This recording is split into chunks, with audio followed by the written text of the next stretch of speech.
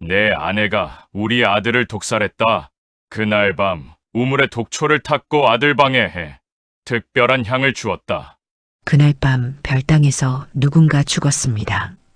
독살이었습니다. 하지만 범인은 따로 있었지요.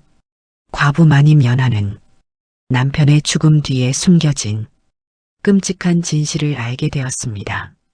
하지만 혼자서는 아무것도 할 수 없었지요. 그녀가 선택한 것은 어의 출신 머슴 무석이었습니다. 둘은 은밀한 공범이 되어 밤낮이 다른 관계를 시작했지요. 이 이야기는 영조 16년 한양의 한 별당에서 시작됩니다. 옛날 옛적 영조 16년 충청도 은진 고을에 한 여인이 살고 있었습니다. 그녀의 이름은 서연아, 28배 젊은 과부였지요. 하지만 그녀는 단순한 과부가 아니었습니다.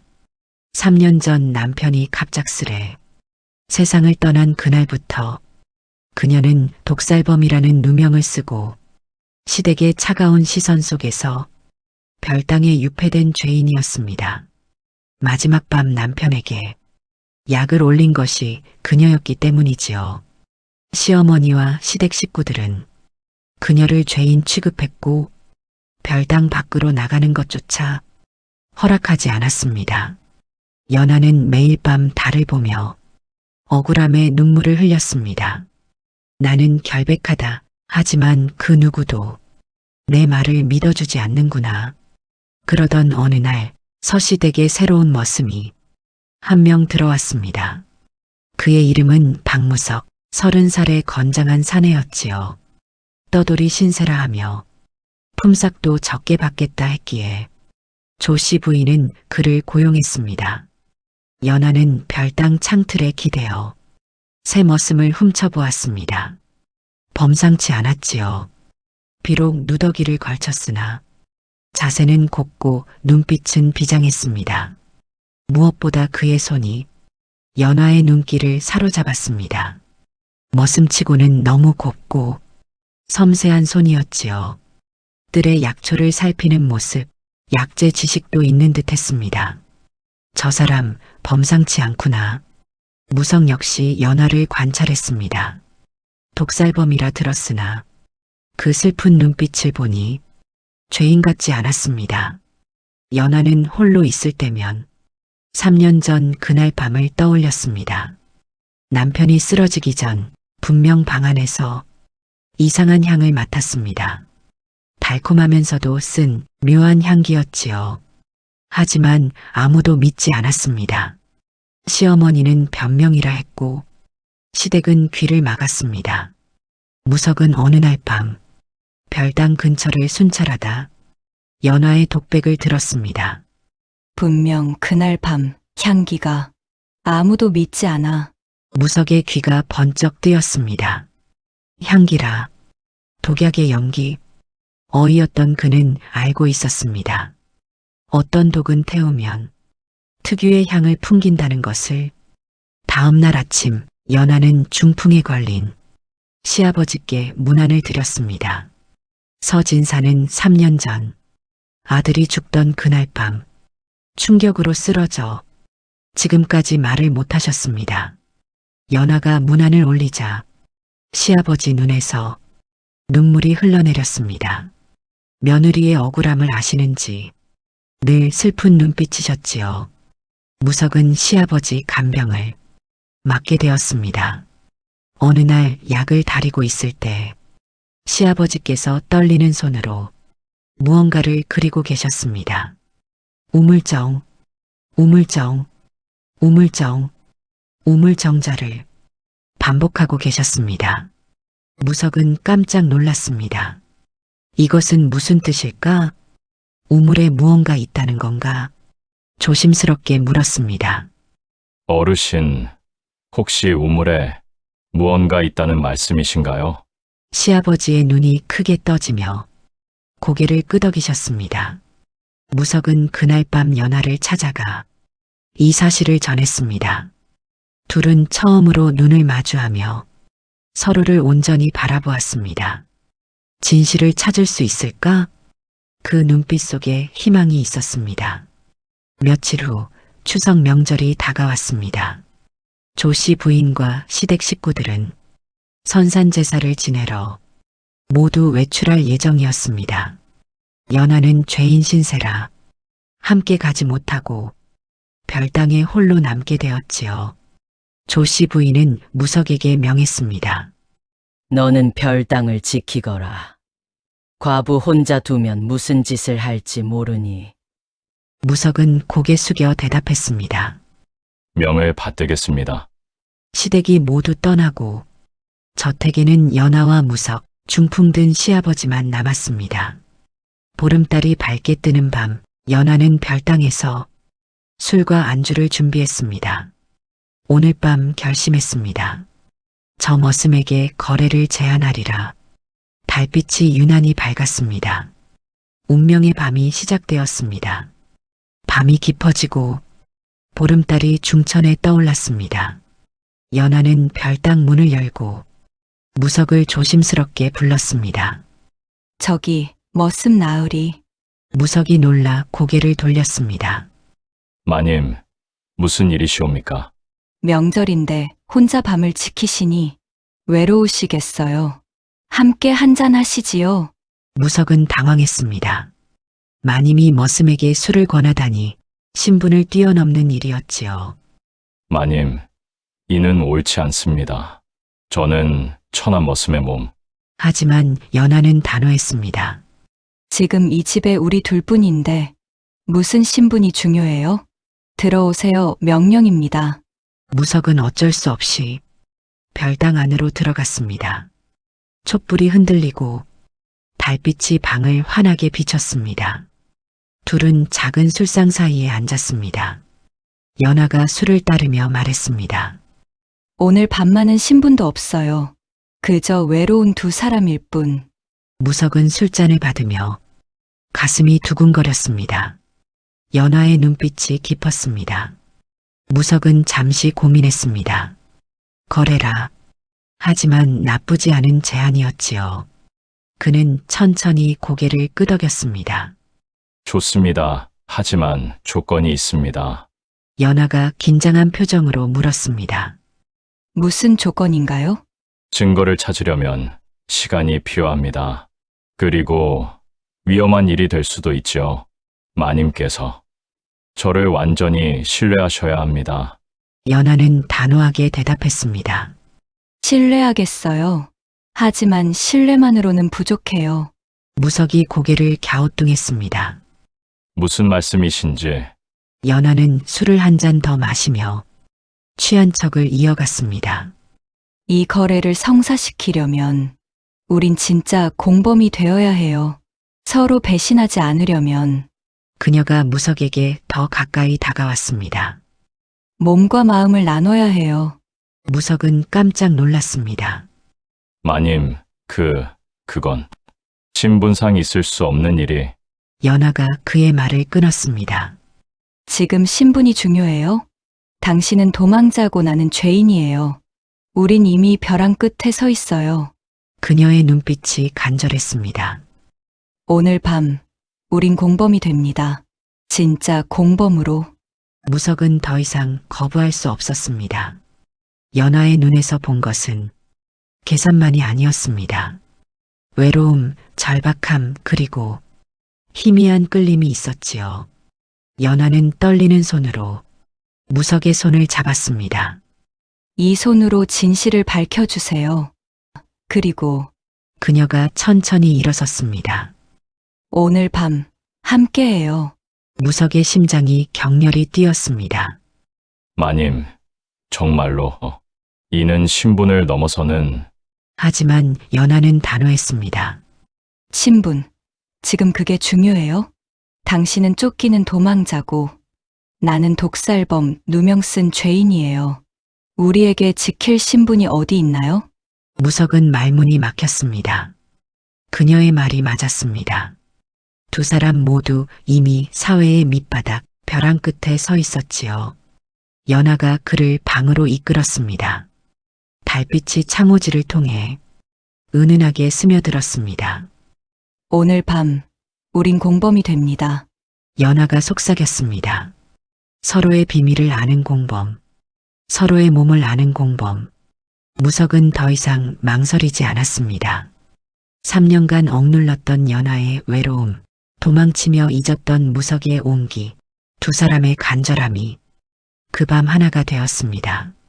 촛불이 천천히 꺼져가고 달만이 두 사람을 지켜보았습니다.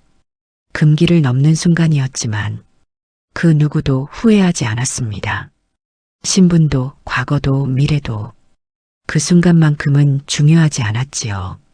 오직 서로의 온기와 살아있음을 확인하는 뜨거운 밤이었습니다. 새벽이 밝아올 때까지 두 사람은 서로를 놓지 않았습니다. 이제 진짜 공범이 되었습니다. 거래로 시작했지만 그 이상의 무언가가 싹트기 시작했습니다. 새벽 닭이 울었습니다. 무석이 먼저 눈을 떴습니다. 옆에 누운 연하를 보며 지난밤이 꿈인가 싶었습니다. 하지만 연하가 눈을 뜨자 그녀의 표정은 차가웠습니다. 일어나세요. 냉정한 목소리였습니다. 무석은 당황했습니다. 마님, 어젯밤은 거래의 시작일 뿐이에요. 연하가 일어나 옷을 여미며 말했습니다. 감정에 흔들리면 안 돼요. 우린 각자 목적이 있잖아요. 나는 결백을 증명하고 당신은 신분을 지켜야 해요. 무석은 가슴 한편이 아팠지만 고개를 끄덕였습니다. 알겠습니다, 마님. 이제 진실을 찾기 시작하지요. 하지만 연하의 떨리는 손을 무석은 놓치지 않았습니다. 그녀 역시 흔들리고 있었습니다. 단지 인정하지 않을 뿐 시아버님께서 가리킨 우물부터 조사해 봅시다. 연하가 말했습니다. 우물 정자의 의미를 찾아야 해요. 두 사람은 공범이 되었습니다. 육체를 나눈 공범이자 비밀을 공유한 공범. 이제 진실을 향한 위험한 여정이 시작되었습니다. 그날 밤부터 무석은 몰래 조사를 시작했습니다. 먼저 남편 도준이 묻힌 뒷산묘를 찾아갔습니다. 주변 흙을 조금씩 파내어 냄새를 맡고 색을 살폈습니다. 어이의 눈으로 보니 흙에서 이상한 기운이 느껴졌습니다. 특정 독초가 썩은 흔적이었지요. 무석은 샘플을 조심스럽게 모았습니다. 이튿날 밤 연하를 만났습니다. 마님 발견했습니다. 남편분 묘 주변 흙에서 독극물 흔적을 찾았습니다. 연하의 눈이 커졌습니다. 정말요? 그럼 나는 아직 확실하지 않습니다. 무석이 손을 저었습니다. 하지만 분명한 것은 이 독은 마님께서 쓰시던 약재가 아니라는 점입니다. 다른 누군가가 독을 탔습니다. 연하는 희망을 보았습니다. 처음으로 자신의 결백을 증명할 단서를 찾았습니다. 그럼 진짜 범인이 따로 있다는. 그렇습니다. 무석이 고개를 끄덕였습니다. 하지만 누가 왜 어떻게 독을 탔는지 알아내야 합니다. 시아버님께서 가리킨 우물도 조사해야 하고요. 두 사람은 함께 조사를 이어갔습니다. 낮에는 마님과 머슴, 밤에는 진실을 찾는 동료. 조사를 하며 자연스럽게 두 사람은 가까워졌습니다. 무석은 연하의 지적인 면모에, 연하는 무석의 섬세함에 점점 더 끌렸습니다. 거래로 시작했지만 어느새 신뢰가 쌓이고 있었습니다. 시아버지가 그렸던 우물 정자의 의미를 깨달은 날, 무석은 뒷마당 우물로 향했습니다. 깊은 밤 달빛만이 우물을 비추고 있었습니다. 무석은 두레박으로 물을 길어 코에 가까이 대었습니다. 냄새를 맡고 맛을 보았습니다. 그의 얼굴이 굳었습니다. 이건. 연하가 다가와 물었습니다. 무엇을 발견하셨나요? 우물물에 독이 타 있었습니다. 3년 전 그 시기에 연하는 충격을 받았습니다. 우물에? 하지만 온 가족이 이 물을 마셨는데. 그렇습니다. 그것이 교묘한 점이지요. 무석이 설명했습니다. 우물물만으로는 죽지 않습니다. 하지만 마님께서 말씀하신 그날 밤의 향기, 혹시 향로를 피운 적 있나요? 연하가 기억을 더듬었습니다. 아, 그날 밤 남편 방에 특별한 향을 피웠어요. 시어머님께서 주신 것인데 건강에 좋다고 하셨죠? 무석의 눈이 번쩍였습니다. 바로 그것입니다. 우물물의 독과 향로의 성분이 만나면 맹독이 됩니다. 하지만 남편분 방에만 향로가 있었다면 남편분만 독에 당하신 겁니다. 연하는 온몸이 떨렸습니다. 그럼 이건 계획된 살인.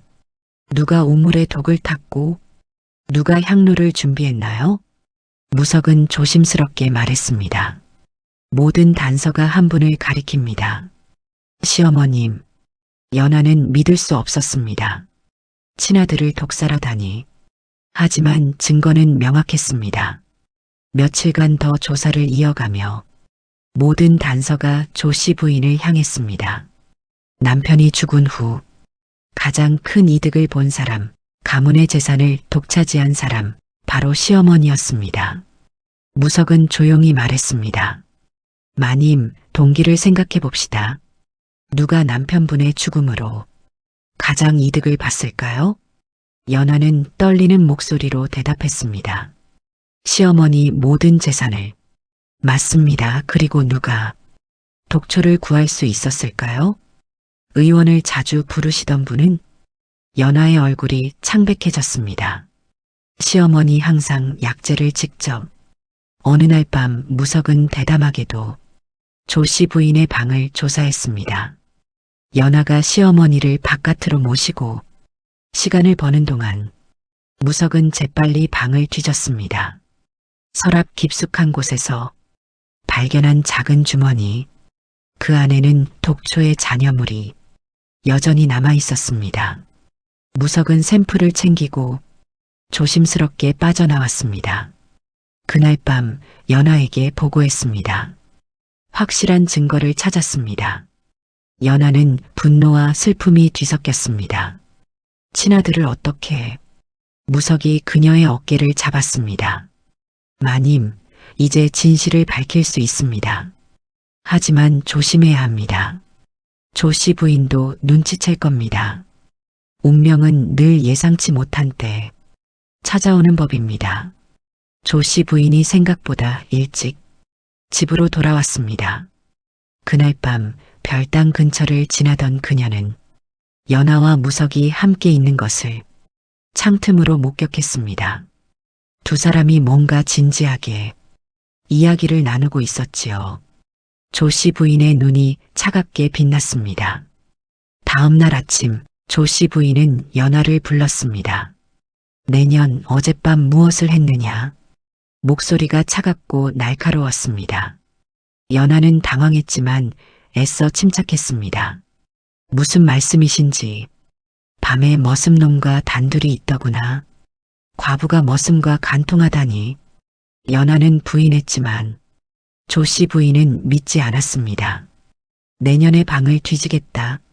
시어머니가 별당으로 향했습니다. 연하는 창백해졌습니다. 방 안에 조사 자료가 있었기 때문이지요.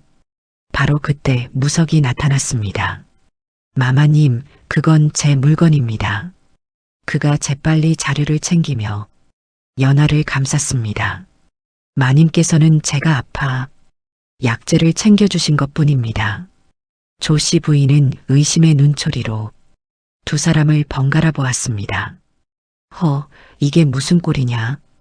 머슴 주제에 마님을 호칭하고 마님은 머슴에게 약을 챙겨주고. 그녀의 목소리가 싸늘했습니다.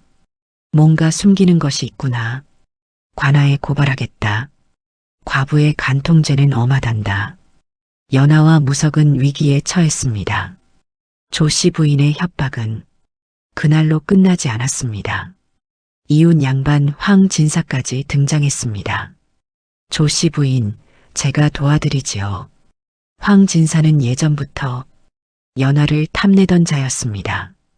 두 사람은 짜고 친 듯 연하를 압박했습니다. 과부가 머슴과 정을 통했으니 이는 간통죄로 관하의 고발감이다. 조씨 부인이 차갑게 말했습니다. 목숨을 부지하고 싶거든. 내가 가진 재산 문서를 내놓아라. 황 진사가 거들었습니다. 그리고 내 첩이 되어라. 그러면 이 일을 덮어주지. 연하는 분노에 떨었습니다. 어머님, 저는 결백합니다. 그보다 연하가 용기를 내어 말했습니다. 3년 전 그날 밤 진짜 범인은 따로 있지 않나요? 조씨 부인의 얼굴이 굳었습니다. 무슨 소리냐? 우물의 독은 어떻게 설명하시렵니까? 무석이 나섰습니다. 향로의 비밀은요? 조씨 부인이 당황했지만 이내 되받아쳤습니다. 증거가 있느냐? 머슴 주제에 함부로 짓거리지 마라. 황 진사가 협박했습니다. 증거도 없이 함부로 말하면 너희 둘 다 역적으로 몰겠다. 연하와 무석은 궁지에 몰렸습니다. 결정적 증거가 부족했습니다. 무석이 낮은 목소리로 말했습니다. 시간을 벌어야 합니다. 시아버님을 설득해야 해요. 시아버님만이 유일한 증인입니다. 연하가 고개를 끄덕였습니다. 마지막 희망은 시아버지였습니다. 말 못하는 증인을 말하게 해야 했습니다. 무석은 시아버지 치료에 온 힘을 쏟았습니다. 어이로서의 모든 지식을 동원했지요. 침을 놓아 혀를 풀어주고 약을 다려드렸습니다. 며칠이 지나자 기적이 일어났습니다.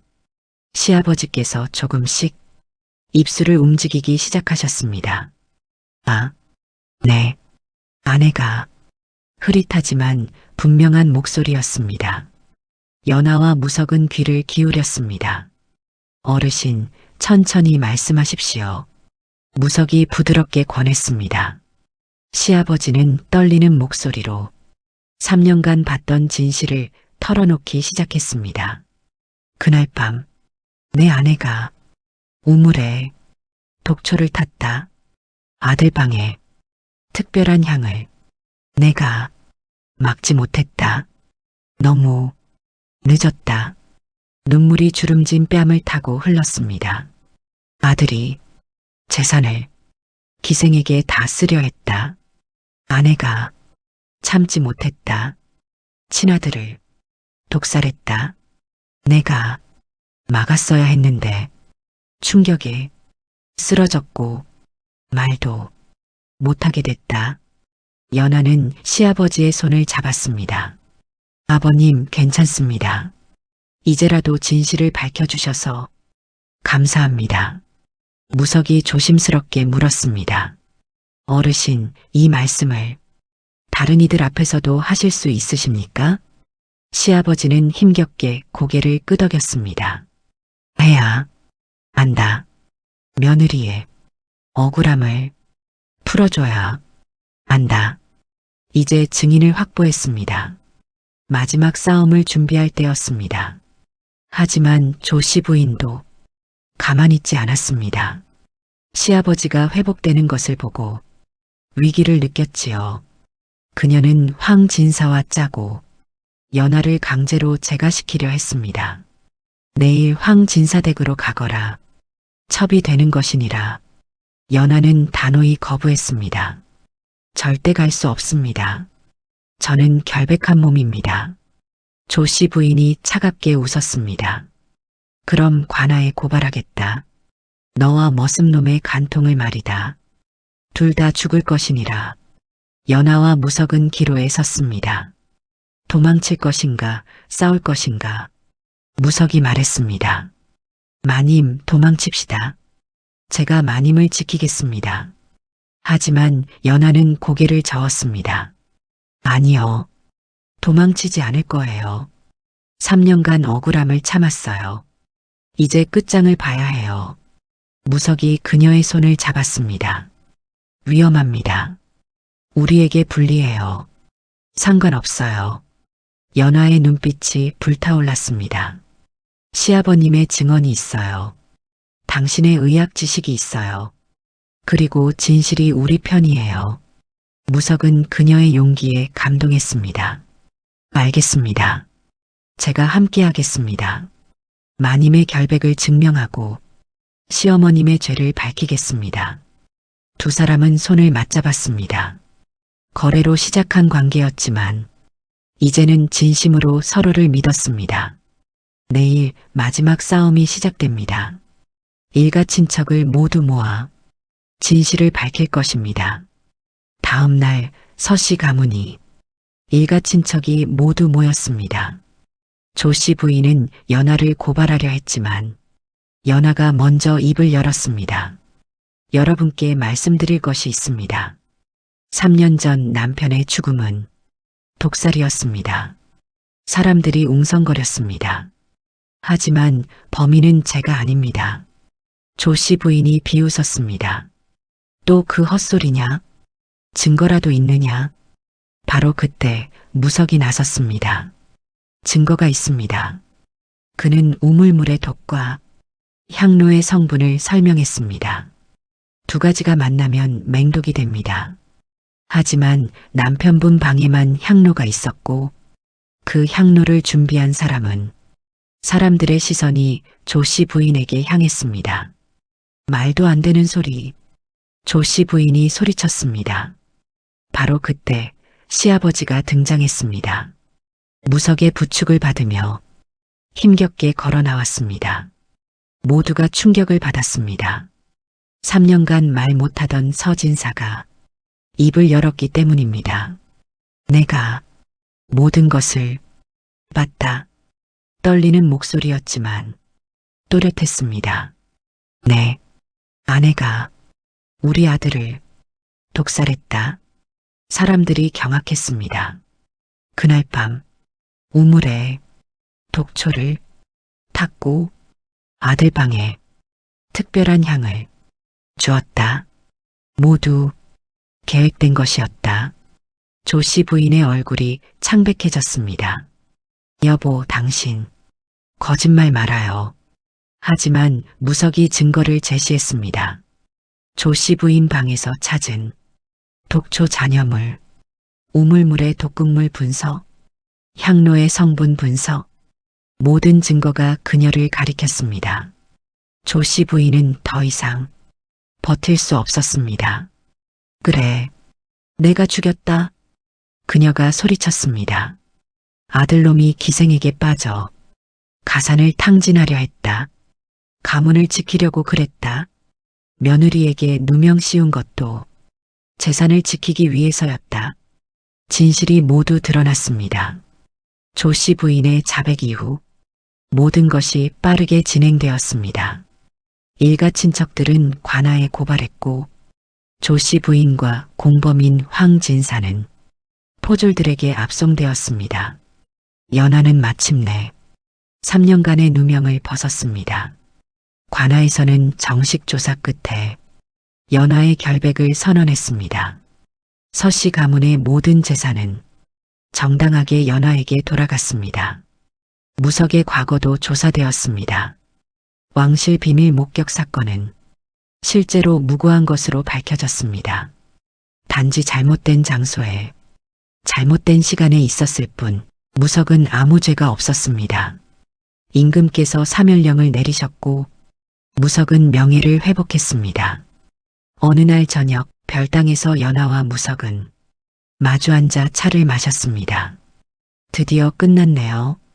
연하가 조용히 말했습니다. 3년간의 악몽이. 무석이 그녀의 손을 잡았습니다. 많이. 연하씨, 이제 거래는 끝났습니다. 연하가 고개를 들었습니다. 그럼 우린. 하지만 제 마음은. 무석이 진심을 담아 말했습니다. 거래가 아니었습니다. 그날 밤부터 진심이었어요. 당신을 사랑합니다. 연하의 눈에 눈물이 고였습니다. 나도 그래요. 거래로 시작했지만 언제부턴가 진심이었어요. 두 사람은 서로를 안았습니다. 이번엔 계산도 거래도 아닌 순수한 사랑이었습니다. 조씨 부인과 황진사는 살인죄와 무고죄로 엄벌을 받았습니다. 연하의 억울함이 완전히 풀렸고 서씨 가문의 모든 재산은 연하에게 돌아왔습니다. 시아버지 서진사는 건강을 회복하여 다시 말하고 걸을 수 있게 되었습니다. 그는 연하에게 무릎 꿇고 진심으로 용서를 빌었습니다. 며느리 미안하오. 3년간 진실을 말하지 못해 연하는 그를 일으켜 세우며 말했습니다. 괜찮습니다, 아버님. 이제 모든 것이 밝혀졌어요. 며칠 후 연하와 무석은 정식으로 혼인했습니다. 시아버지가 직접 주례를 섰고 서씨 가문의 친척들이 모두 축복해 주었습니다. 과부와 머슴의 신분을 넘어 진정한 사랑의 결실이었지요. 무석은 다시 의원이 되었습니다. 하지만 왕실로 돌아가지 않고 백성들을 치료하는 길을 택했습니다. 연하와 함께 약방을 열어 가난한 이들을 도왔습니다. 어느 날 저녁 부부가 된 두 사람은 별당 마루에 앉아 달을 보았습니다. 그날 추석밤이 생각나요. 연하가 웃으며 말했습니다. 거래를 제안했을 때요. 무석도 웃었습니다. 저는 정말 당황했었지요. 술 취한 척하는 마님께서 연하가 그의 어깨에 기댔습니다. 거래로 시작했지만 진심이 되었네요. 무석이 그녀를 안으며 말했습니다. 사랑도 때론 계산해서 시작하지요. 하지만 진심이 되면 그것이 진짜 사랑입니다. 보름달이 밝게 빛났습니다. 거래로 맺어진 두 사람, 진실을 찾는 과정에서 진짜 사랑을 발견했습니다. 옛말에 이르기를 화의복이라 했습니다. 재앙이 오히려 복이 되었으니 이보다 아름다운 이야기가 어디 있겠습니까? 다음 영상을 빠르게 만나보시려면 좋아요와 구독을 눌러주세요. 그럼 더 재미있는 영상으로 찾아뵙겠습니다. 모두 행복한 하루 보내세요.